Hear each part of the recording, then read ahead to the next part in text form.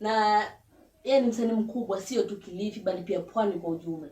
Na labda kabla kupoteza muda ningependa kumpatia mgeni wetu japo fursa kidogo aweze kujiintroduce ama aweze kujiintroduce na kujielezea bana kiufupi. Asante sana kwa kunipea hii fursa. Nimeshukuru sana. Basi kwa majina yangu kamili, mimi naitwa Mohamed Kalu Kasiwa, lakini upande wa content creator mimi najulikana kama Koplo Samfuli Jeshi Retired.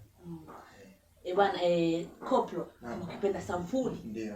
Je, wewe ni content creator? Ni aina gani za video ama aina gani za content wewe unatengeneza? Mimi content zangu mimi na kama Jeshi Retired, Jeshi mzee. Na kama mzee kabisa, ule mzee mwenyewe. Ukiangalia hivi utasema huyu ni mzee. Ndio maana hapa kwenye naniona niko na hiyo kiwaraza. Kiara kidogo. Ndio. Na labda safari yako ya kwanza, safari ya kuwa content creator ilianza vipi? Mimi nilipokuwa mdogo nimejenga skills nyingi kupitia scout. Mimi nimekuwa scout, ndio maana hata ukiniona labda mara zingine unaniona nafanya vituko na match vitu kama zile. Sasa ndio maana hiyo ndio ilikuja ikanipea ile fursa, ndio nikaanza kwa kama Jeshi Retired. Na safari yangu ya kwa act haikuanza vile mbali. Nilianza tu mwaka jana tu mwezi wa 8 hapo. Ndio. Na je, katika safari yako hii ya kuwa content creator, wazazi wako wamekuwa kusupport katika safari hii?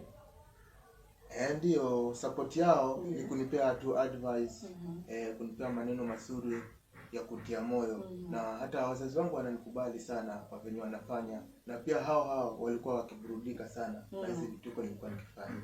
Basi naamini kwa si wazazi wako tu wanaburudika na vituko unavyofanya, bali pia mafans wote wanaotazama sasa hivi. Na labda nikuulize tu swali lingine ni kwamba je, ni changamoto gani umeweza kupitia katika safari yako ulivyoanza? Maana hapo umetoka kutuambia kuanza kuanzia mwezi wa 8 mwaka uliopita hadi mpaka sasa hivi. Ni changamoto gani ambazo umeweza kuzipitia? Before nianze mimi mwenyewe hata nilikuwa sina simu. Alafu mimi mwenyewe nilikuwa sijui kuedit. Kitu kama hizo zilikuwa zinipea changamoto. Najaribu kuedit kupitia tu simu, kushoot hizo short videos kupitia simu, ilikuwa ni changamoto. Lakini sasa kuna siku moja nilikuja nikapata simu ya mkopa. Imagine.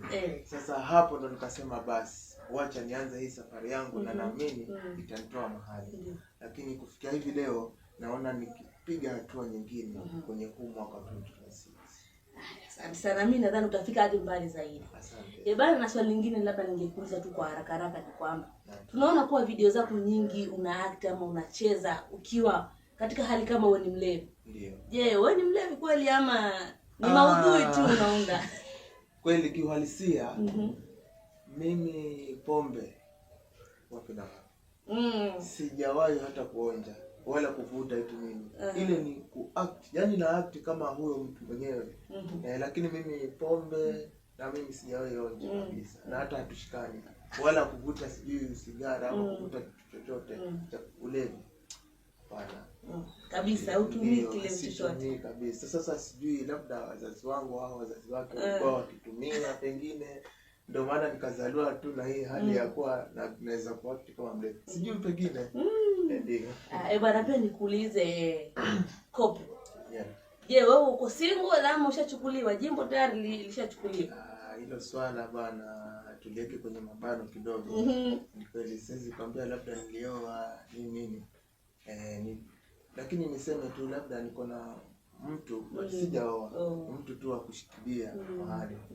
Ndio, lakini kuoa sijui rasmi hilo jambo mbeleni utakuja kutambua kabisa. Labda huyu mtu alioa ni kwa saa hii tuliweke tu kwa mabano. Ni sawa kabisa kama walivyosema. Lakini labda nikuulize, unajua saa hii kunaweza kuwa kuna mtu anayekutazama kwa mara ya kwanza. Na tuseme labda naye ako na ndoto ya kuwa content creator. Ama pia naye anataka kuwa content creator kama wewe. Lakini sasa ajui ataanzia wapi. Unaelewa? Wewe ungependa kumwambia nini ama kumpa nini? Ungependa kumadvise vipi? Mtu kama huyo bana asife moyo. Kama ameamua kuwa content creator asife moyo. Japo kuna changamoto nyingi. Labda pengine mtu ukisema wacha